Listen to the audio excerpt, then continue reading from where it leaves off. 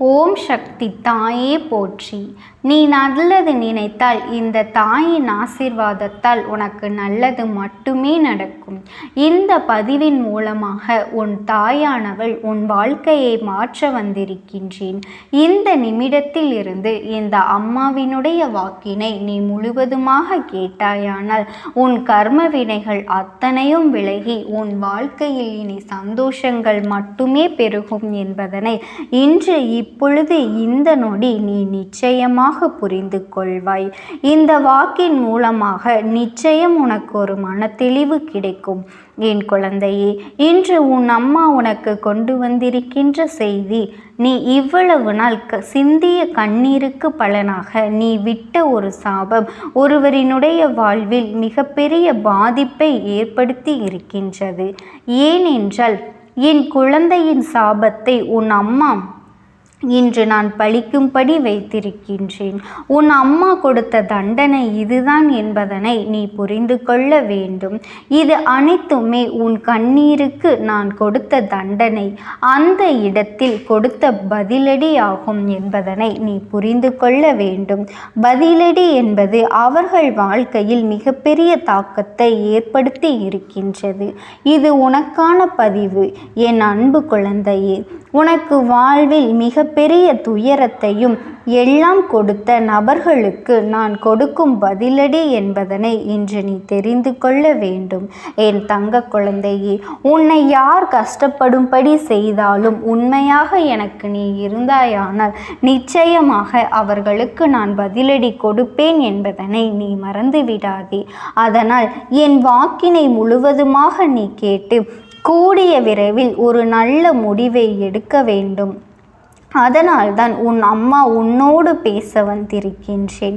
நீயும் இதனை கேட்டு கொண்டிருக்கின்றாய். உன் அம்மா சொல்லும் விஷயத்தை தைரியமாக நீ கேட்க வேண்டும். என் அன்பு குழந்தையே, உன் வாழ்க்கையில் பிரச்சனைகளை முடித்து நான் அதை இல்லாமல் செய்துவிடுவேன் என்பதனை நீ மறந்து விடாதே. இதை மட்டுமல்ல, எல்லா நல்ல விஷயத்தையும் நான் உனக்கு செய்து கொடுப்பேன். உன் வாழ்க்கையில் மாற்றத்தை கொண்டு வந்து கொடுப்பேன். உன்னுடைய வீட்டில் மங்களகரமான விஷயங்களை நான் செய்து கொடுப்பேன். உன் வாழ்க்கையில் நீ கண்ணீரையே பார்க்க வேண்டாம், இனி பார்க்கவும் முடியாது. இது போன்று உனக்கான எல்லா விஷயங்களையும் உன் அம்மா நான் செய்து கொடுக்க போகின்றேன். ஆனால் சில நேரங்களில் மட்டும் பொய்யான வார்த்தைகளை பேசி சில உறவுகள் உன்னை நம்ப வைத்து ஒரு நாடகத்தை நடத்தி கொண்டிருக்கின்றது. அந்த நாடகத்தை என் அன்பு குழந்தையே, நீ முழுமையாக நம்பி உன் வாழ்க்கையை தொலைத்துவிட்டு இறுதியாக நிற்கதியாக நின்று கொண்டிருக்கின்றாய் அல்லவா? ஆனால் என் அன்பு குழந்தையே, இது எல்லாம் ஒரு நாள் தெரிய வரும் தருணத்தில் வாழ்வா நரகமா என்ற ஒரு வாழ்க்கையை நீ வாழ்ந்து கொண்டிருக்கின்றாய்.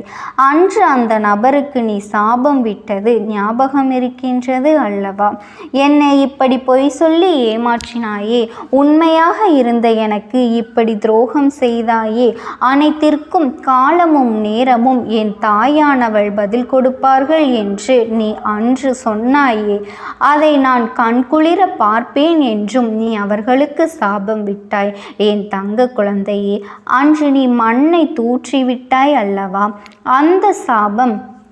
அந்த சாபம்தான் இன்று நான் நிறைவேற்றி வைப்பதற்காக வந்திருக்கின்றேன். அவர்களினுடைய சுயநலத்திற்காக உன்னை பயன்படுத்தி கொண்டார்கள் அல்லவா? அதற்கெல்லாம் பதிலடி கொடுக்க வேண்டாமாம்? உன்னுடைய மனம் எவ்வளவு வருந்தியது, எவ்வளவு வேதனைப்பட்டது. நீ சிந்திய கண்ணீர் விழிகள், கண்ணீர் துளிகள் எல்லாம் அவர்களுக்கு தக்க தண்டனையை கொடுக்க போகின்றது. உன்னுடைய இதயம் அன்பானது, உண்மையை மட்டுமே பேசக்கூடியது என்பதால் தான் இன்று இவ்வளவு கஷ்டங்களையும் கவலைகளையும் நீ வாழ்க்கையில் சுமந்து வருகின்றாய். ஆனால் அவர்கள் வாழ்க்கையில் சுயநலத்திற்காக உன்னிடம் பழகி கொண்டிருக்கின்றார்கள்.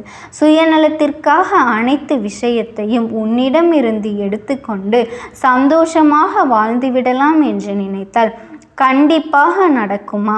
மனிதர்களின் வாழ்வில் நல்லவர்களின் துணை எப்பொழுதுமே வேண்டும் என்பதனை நீ மறந்து விடாதே. ஆனால் என் பிள்ளைகளை யாராவது ஏமாற்ற நினைத்தாலும், எவராவது துரோகம் செய்ய நினைத்தாலும், கண்டிப்பாக கர்மவினை ஒரு பக்கம் தண்டிக்காமல் விட்டாலும், உன் தாயானவள் நான் ஒரு பக்கம் இருந்து கண்டிப்பாக அவர்களை நான் தண்டித்தே தீருவேன். அவர்கள் வாழ்க்கையில் தண்டனையே கொடுப்பேன் என்பதனை நீ மறந்து விடாதே. என் அன்பு குழந்தையே, உன் கண் முன்னாலே நடக்கப் போகின்றது. இன்னும் 2 நாட்களில் அந்த செய்தியானது உன் செவிகளுக்கு கேட்கப் போகின்றது. அவர்கள் படும் கஷ்டத்தை நீ கண்குளிர பார்க்க போகின்றாய். நீ சிந்திய கண்ணீர் அவர்களுக்கு பாதிக்கப் போகின்றது என் தங்க குழந்தையே. ஏனென்றால் உன் உறவை நீ உண்மையாக நேசித்தாய் அல்லவா? உன்னை ஏமாற்றிய உறவிற்கு மிகப்பெரிய தண்டனையை உன் அம்மா நான் கொடுக்கப் போகின்றேன். அது என்ன தெரியுமா? அதை கேட்டால் நீ நிச்சயமாக நீயே அதிர்ந்து போகின்றாய். ஆனால் இன்னமும் 2 நாட்களில் அந்த செய்தி உன் செவிகளுக்கு எட்ட போகின்றது. இருந்தாலுமே இப்பொழுது ஒரு சிறிய விஷயத்தை மட்டும் உன்னிடம் நான் சொல்கின்றேன். ஒரு விபத்தை அவர் சந்திக்க போகின்றார். அவரவர் கர்மவினை காரணமாக இந்த விபத்தானது ஏற்பட போகின்றது. வாழ்க்கையில் நரகம் என்றால் என்ன என்று இப்பொழுது அவர்களுக்கு புரிய போகின்றது. அவர்கள் எப்படி என் குழந்தையே உன்னுடைய வெறுப்பினை தூண்டும் விதமாக பேசினார்களோ அதற்கெல்லாம் அவர்கள் நிச்சயமாக அனுபவிக்க வேண்டும் அல்லவா? ஒவ்வொரு தருணத்திலும் என்னுடைய குழந்தையின் கண்ணீரையும் கவலையையும் துன்பத்தையும் துயரத்தையும் அதிகரித்துவிட்டு நாம் சந்தோஷமாக வாழ்ந்துவிடலாம் என்று நினைத்தால் வாழ்ந்துவிட முடியுமா? இல்லை, வாழத்தான் உன் அம்மா நான் விட்டு விடுவேனா? நீ தைரியமாக இருக்க வேண்டும் என் செல்ல பிள்ளையே. உண்மையானது ஜெயிக்க சிறிது காலம்தான் எடுத்துக்கொள்ளுமே தவிர ஆசையும் உண்மையும் இருக்கும் பட்சத்தில் உண்மைதான் எப்பொழுதுமே ஜெயிக்கும். உன்னுடைய அன்பானது புரிந்து கொள்வதற்கு, உன்னுடைய அன்பினை பெறுவதற்கும் அவர்களுக்கு தகுதியே கிடையாது. ஆனால் இப்பொழுது நீ சரியான முடிவினை எடுக்க வேண்டும். ஏனென்றால் சில ஜென்மங்கள் வாழ்க்கையில் திருந்தாது. ஆனால் என் அன்பு குழந்தைக்கு நல்ல எதிர்காலம் இருக்கின்றது அல்லவா? இனிமேல் அவர்கள் உனக்கு வேண்டாம். உன் சாபத்தை பெற்றவர்கள் வாழ்க்கையில் முன்னேற முடியாது.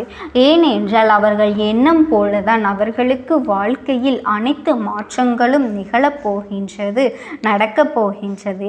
அவர்கள் இனிமேல் சந்தோஷமாக உன்னை வாழ வைப்பார்கள் என்று நினைத்து கொண்டிருக்காதே.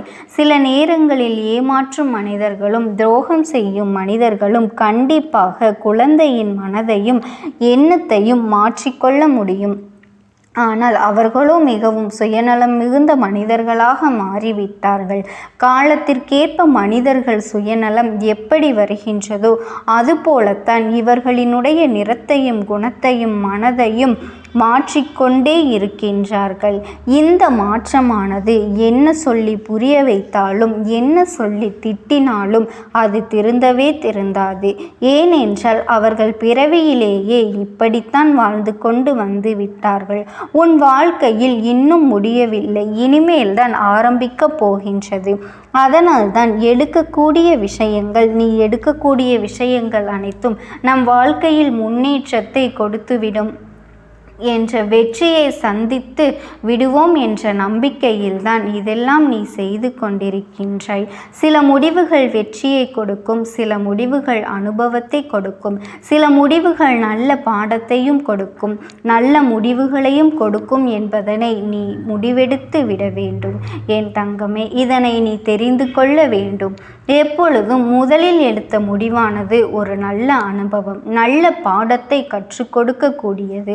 இனிமேல் நீ எடுக்கக்கூடிய ஒவ்வொரு முடிவையும் நல்ல விஷயத்தையும் நான் உனக்கு கற்றுக் கொடுப்பேன் என்பதனை நீ நினைவில் வைத்து கொள்ள வேண்டும் என் அன்பு பிள்ளையே. நீ எதை நினைத்தும் கவலைப்பட்டு கொண்டிருக்காதே. இனி உன் வாழ்க்கையில் நடப்பது எல்லாமே நன்மைகள் மட்டும்தான் என்பதனை நீ மறந்துவிடாதே. நீ எப்பேற்பட்ட கஷ்டமான சூழ்நிலையில் இருந்தாலும் இந்த தாயானவளினுடைய அன்பும் ஆசீர்வாதங்களும் உனக்கு என்றென்றுமே முழுமையாக கிடைத்து கிடைத்து கொண்டேதான் இருக்கும். நீ எதை நினைத்தும் கவலைப்பட்டு கொண்டிருக்காதே. இந்த தாயானவளின் கரங்கள் உன்னை எப்பொழுதும் விட்டு செல்லாது. உன்னை யார் கஷ்டப்படுத்தினாலும் காயப்படுத்தினாலும் நீ எனக்கு உண்மையாக இருக்கும் வரையில் என்றென்றுமே நான் உனக்கு துணையாகத்தான் இருந்து கொண்டிருப்பேன் என்பதனை நீ ஒரு நாளும் மறந்து விடாதே. ஓம் சக்தி. ஓம் ஆதிபராசக்தி.